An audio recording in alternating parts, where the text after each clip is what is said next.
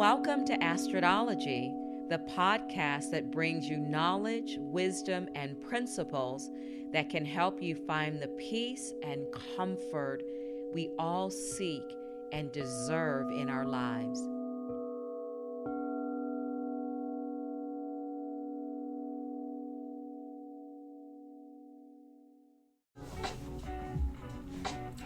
Hello, everybody. Welcome back to another episode of Astrodology with Astrid. Thank you for tuning in, and as always, I'm sending good thoughts, high energy, and lots of love and light. I could not let this month of February close out without doing an homage about celebrating Black History Month. It's been so great reading and reflecting on all of the amazing contributions that my people have made to keep this country, to build this country of the United States. And I've always been grateful that there's a month to celebrate and focus on Black history.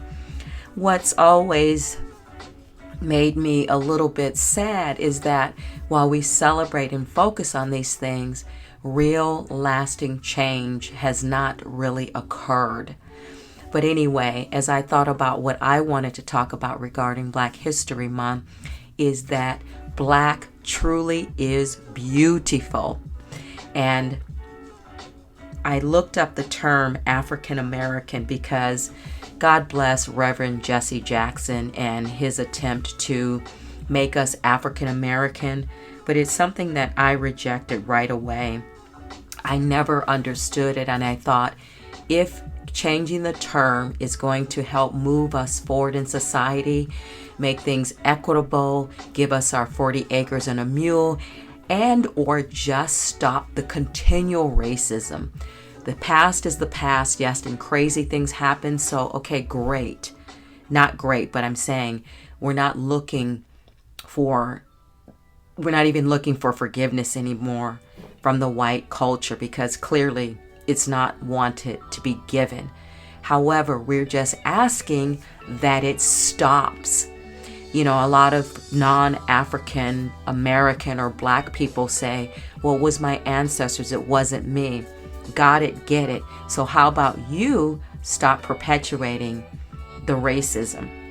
Enough on that, but the term African or African American, it first appeared actually in 1782 by a sermon written by a self-named African American.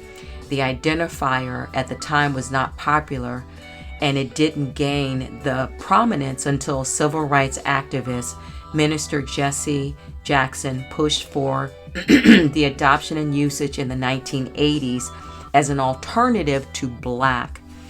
Isabella Wilkinson writes that embrace of the term represented to some African Americans that they are accepting their difficult past and resolving a long ambivalence towards Africa. This shift hoped to change an association from a racial identifier to a culture and ethnic identity. In other words, Wilkinson wrote, there is a feeling that African American can sometimes convey a significance that Black cannot count. There was not universal acceptance, however. Some say they do not directly identify with Africa and resent prominent Blacks from telling them what to be called. So I agree with this, is that it never moved the needle. We didn't see any broad sweeping changes by another label. And labels in life in general never truly work unless it's more of a positive identifier. So being Black, I am Black and I am proud, and I've always felt that way. So it's tough for my non-Black friends to wonder what to call me. And I've always said, just call me Black. It's a hesitant, African American. I'm like, no, I'm Black. And I'm Black. And I come back to the color Black is always associated sometimes with negative things. But I'm here to talk about so many of the positive things that are associated with Black. Black has been used throughout the last 3 centuries in the United States, but its uses as a community identifier emerged with the rise of the Black power movement in the 1960s, replacing the term negro. And I think that's why I identify so heavily with black, because negro sounds so debilitating. So invoking the term black aimed to reclaim a negative term and also as a counter to white. So black and white, and I agree with this. So I feel like what's happened is our culture turned on its heel. Okay, so other groups think black is negative to us. Okay, we're going to turn that around against you and we're going to call ourselves black. So black is truly beautiful. The color, when you think about black, it is, when I think about my corporate career, black was the color of choice to wear. In the beauty industry, black is still the uniform to this day. There's a beauty retailer, which I won't say their name out loud, but their colors are black and white. And their uniform and their requirement is that people wear black. So I find it interesting that it's a societal choice, and yet people don't want to be confused with being black. Now, my sons are mixed race. Their father is Jewish. And I remember saying to them, I am so sorry. You guys are from two of the most despised cultures on the planet. Jews and black people are just so despised for having strength. So I didn't force my children to say, you're black, you're black, you're black, because I felt like there's two cultures at play, and mixed race kids sit in a weird seat because they're not black enough, or they're not Asian or German or white enough, whatever their culture or the other side that they are. But my children have always known that they are black, but I also celebrate their Jewish heritage. I mean, my goodness, they come from two of the strongest, in my opinion, cultures on this planet. There are other strong cultures, but my goodness, being a black Jew is pretty powerful, pretty powerful. So again, I was born in the 60s, so the black power movement was part of my life. And James Brown, when he came up with his song to explicitly advocate black pride, it got a lot of airplay, and it gave a voice to millions of Americans who were frustrated with the conditions. So say it loud, I'm black and I'm proud. That song changed my life forever. I just always, it's been a mantra in my life. I'm black and I'm proud. I am black and I am proud. So in being a metaphysical person, I thought about this as well. You know, I love crystals. There's no secret about that. And I thought about all the crystals, and I thought, oh my goodness, all of the black crystals are amazing. Obsidian, tourmaline, shungite, jet, onyx, black diamonds are revered. Black pearls are revered. Hematite. All of the black crystals and stones are healing, grounding, and protecting. And one of the main focuses that they do is cleanse. How cool is that? So I created like a list of the black things that we typically hear in our culture. So Black Panthers, when you think, I love the name that the Black Panthers chose, because they chose it because the Black Panther is such an amazing and powerful creature in nature. Very rare, but beautiful, regal, and strong. Black Beauty. You know, there's a horse named Black Beauty. Again, beautiful, gorgeous coat, strength and agility. Black Beauty.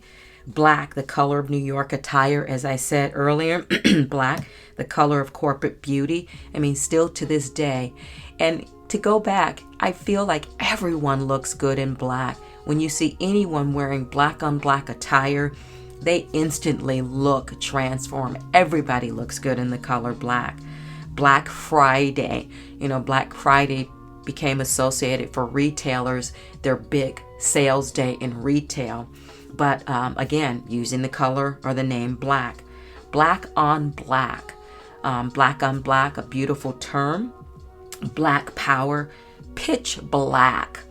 Sometimes some of our African brothers and sisters have this rich, deep mahogany skin tone where they are black on black, and it is beautiful. Black heart, black ball, black magic, one of my favorites. Black tie. Black tie is associated again with something being regal and nice. Black ink. Black ink is the preferred ink for tattoos, and there's a lot of like the black ink crew. So black ink gets a lot of cred.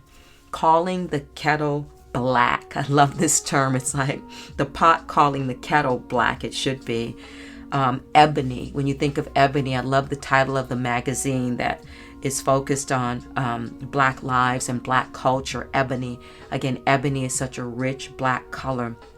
The black market is connoted with negativity. However, without the black market and things happening like underground, things wouldn't have changed. Think of a black cat. You do not mess with black cats. And it is said that if a black cat crosses your path or goes under a ladder, I'm mixing up these stories, however, though, but black cats are pretty intense. They're revered because they are beautiful. Their eyes are usually gorgeous. So a black cat looks like they hold very deep, strong wisdom. Black Swan. Black Swan was a movie, a film, and it was a beautiful, beautiful film.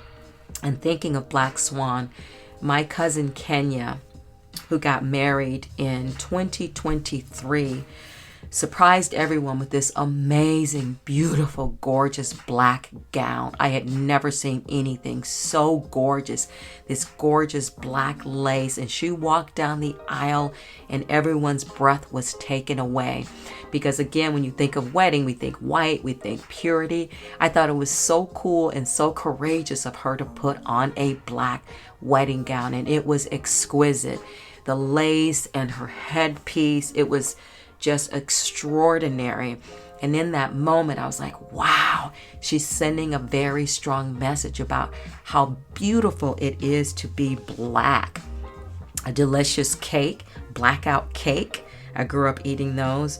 Black tar, a term again in black culture is like, he's so black, he's black as tar. But again, when you think of tar, tar is a hard resin. Our roads are made of tar and resin that make our roads go.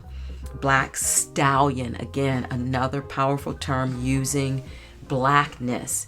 So again, I just thought that I'm so proud to be black, and I got the opportunity in this month of Black History, unfortunately, to go back and celebrate the life and passing of my Uncle Archie, who was a powerful black man in the community, at his work, in AA, just such a significant black man. I was always so proud of him.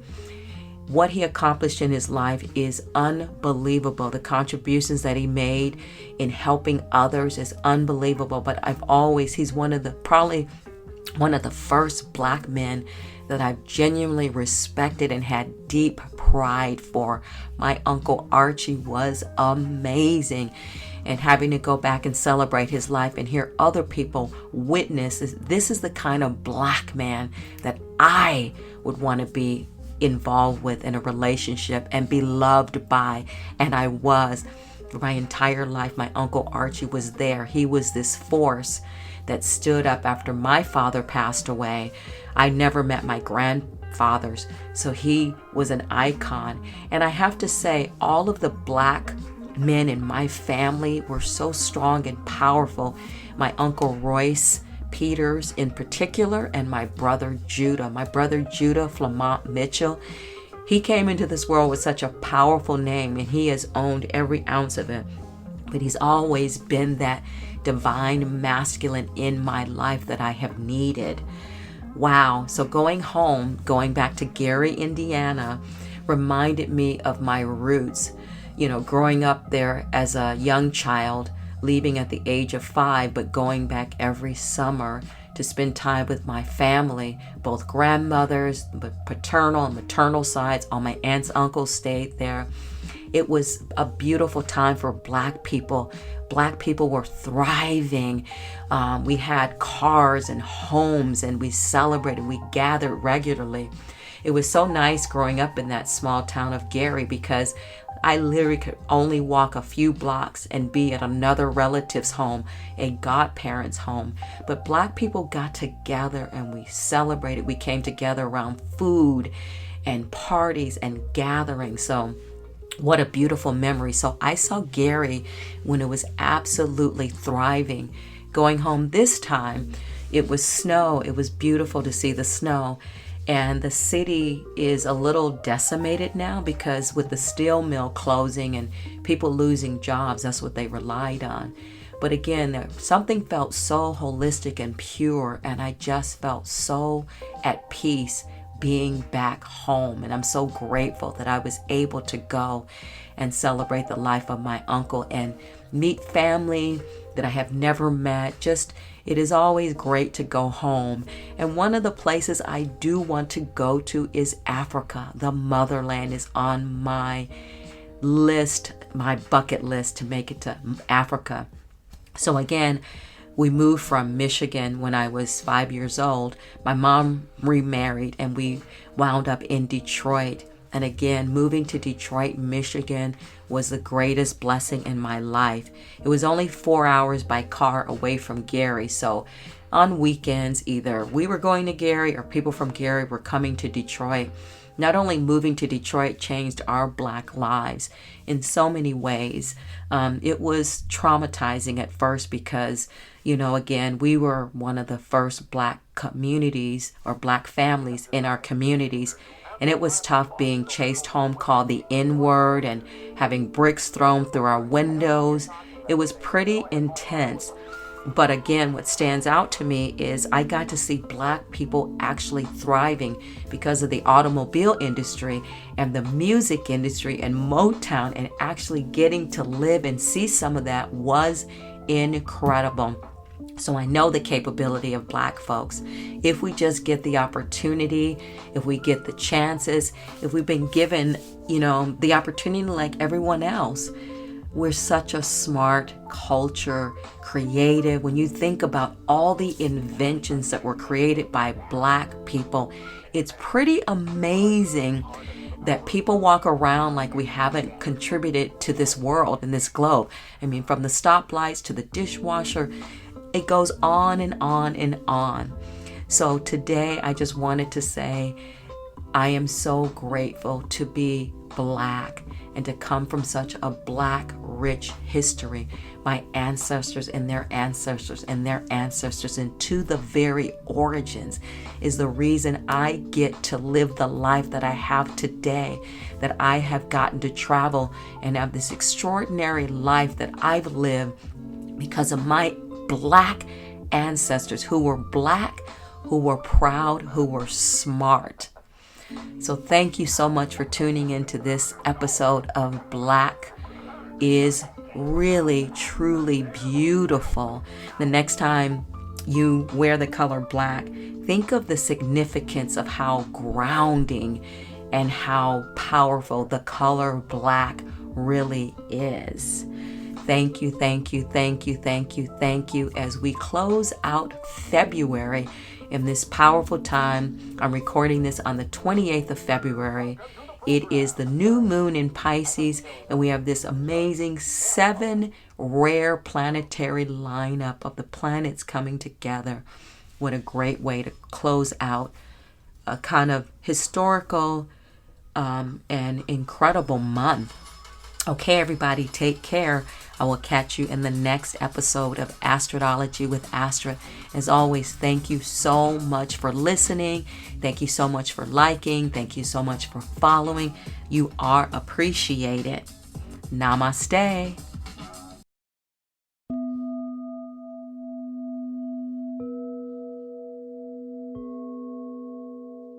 Thank you for listening to Astrology.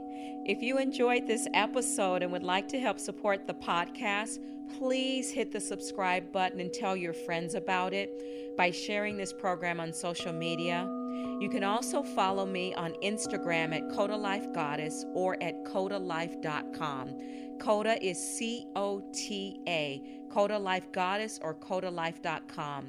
Thank you again for listening to Astrology, and I'll see you next time.